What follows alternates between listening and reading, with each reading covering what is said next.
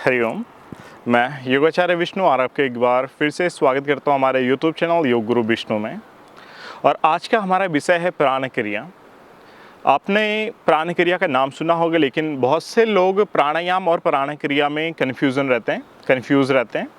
तो आज मैं वो भी क्लियर करूँगा कि प्राणायाम क्या होता है, प्राण क्रिया क्या होता है, और आपको कुछ ऐसी प्राण क्रिया बताऊंगा जो कि आप अपने डेली रूटीन में कर सकते हैं और जो कि आपके लिए बहुत ही प्रभावशाली हो सकती है। तो सबसे पहले जानते हैं कि प्राणायाम है क्या। प्राणायाम होता है प्राणों का आयाम करना, यानी कि जो हम प्राण है, जो लाइफ फोर्स एनर्जी है, उसका विस्तार करना, उसको एक्सटेंड करना। दैट इज कॉल्ड प्राणायाम। और जब प्राण क्रिया की बात करते हैं तो प्राण और क्रिया, जो प्राण है लाइफ फोर्स एनर्जी, और क्रिया यानी कि प्रोसीजर। इसमें हम फिजिकल मूवमेंट और ब्रीदिंग मूवमेंट का कंबाइन करते हैं, और फिर एक जो क्रिया निकल के आती है उसको बोलते हैं प्राण क्रिया। और आज हम कुछ ऐसे प्राण क्रिया का अभ्यास करेंगे जिनके अभ्यास से आप अपने शरीर को स्वस्थ रख सकते हैं। अपने शरीर से जितने भी टॉक्सिन्स हैं, जितने भी आपके शरीर में विजातीय तत्व हैं, उनको रिमूव कर सकते हैं। और साथ में ही यह प्राण क्रिया बहुत ही लाभकारी है हमारे एनर्जी चैनल्स को क्लीन करने के लिए। अकॉर्डिंग टू योगिक साइंस, हमारे जो शरीर में 72,000 नाड़ियाँ हैं, यानी कि एनर्जी चैनल्स हैं, और प्राण क्रिया उन सभी चैनल्स को उन सभी की क्लींजिंग करने के लिए बहुत ही प्रभावशाली है। तो अब जानते हैं कौन सी है प्राण क्रिया। पहले हम अभ्यास करेंगे स्कंद क्रिया का। स्कंद क्रिया यानी कि शोल्डर ब्रीदिंग। तो इसके लिए पहले आपने हाथों को इस प्रकार से घुटनों के ऊपर रख लें और शोल्डर्स रिलैक्स रहेंगी, कमर सीधी रहेगी। आप आंखें बंद करके भी कर सकते हैं और आंखें खुली रख के भी इसका अभ्यास कर सकते हैं। तो इसमें पहले आपने इनहेल करते हुए धीरे से दोनों शोल्डर को इस प्रकार से ऊपर उठाना है, स्क्वीज करना है, कमर सीधी रहेगी, और एक्सहेल करना है तेजी से, फोर्सफुली। Inhale, inhale.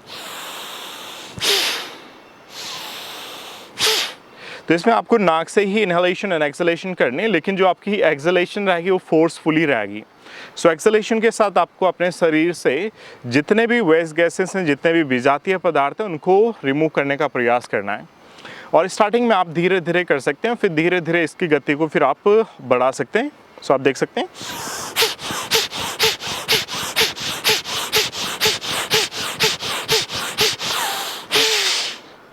इस प्रकार से आप एक बार में 20 से 30 बार कर सकते हैं, और फिर धीरे धीरे इसके नंबर फिर आप बढ़ा सकते हैं। आप 40 बार, 50 बार या फिर 100 बार तक कर सकते हैं, और फिर इसी को फिर आप 3 से 4 बार रिपीट कर सकते हैं। लेकिन ध्यान रहिए, जिनको हाई ब्लड प्रेशर की समस्या है, जिनको माइग्रेन है, हेडेक रहता है, या फिर हार्ट से संबंधित प्रॉब्लम है, उनको यह अभ्यास नहीं करना है। उनको फास्ट ब्रीदिंग का कोई भी प्राणायाम नहीं करना है और कोई भी क्रिया नहीं करनी है। अब हम बढ़ते हैं नेक्स्ट क्रिया की ओर। अगली है आर्म्स ब्रीदिंग, और इसी को फिर भस्त्रिका क्रिया भी कहते हैं। तो इसमें आपकी कमर सीधी रहेगी और इस पर आपने दोनों हाथों को इस प्रकार से ऊपर उठा देना है, आर्म्स को पूरा स्ट्रेच करना है। देन एक्सहेल,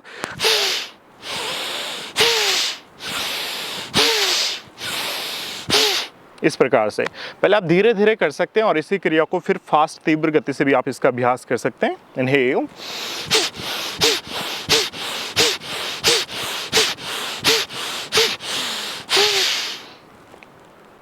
तो ये थी भस्त्रिका क्रिया या फिर आर्म्स ब्रीदिंग।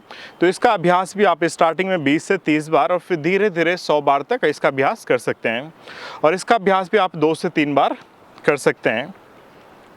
तो अब हमारी अगली क्रिया है परिवृता क्रिया। परिवृता क्रिया यानी कि ट्विस्टिंग ब्रीदिंग।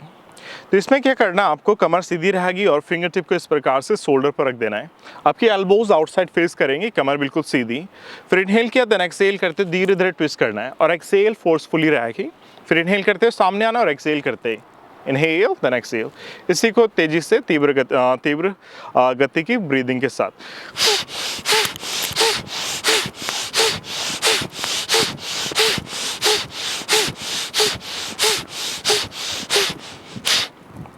तो इस प्रकार से आप परिवृति क्रिया का अभ्यास भी आप 30 से 40 बार कर सकते हैं, और इसको भी 3 से 4 बार आप रिपीट कर सकते हैं।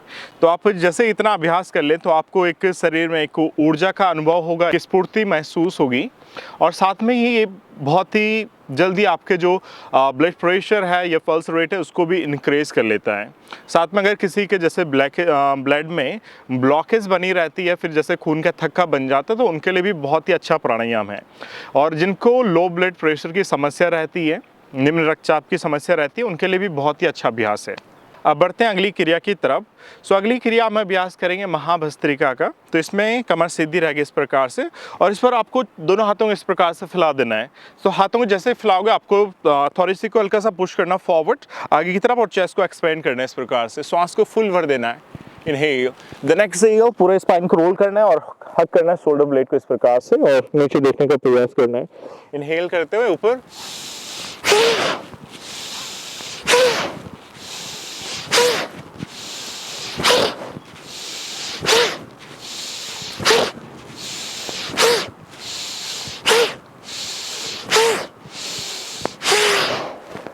फिर धीरे धीरे दोनों हाथों को फैलाते हुए एक्सहेल, दोनों हाथों को रिलैक्स कर लीजिए।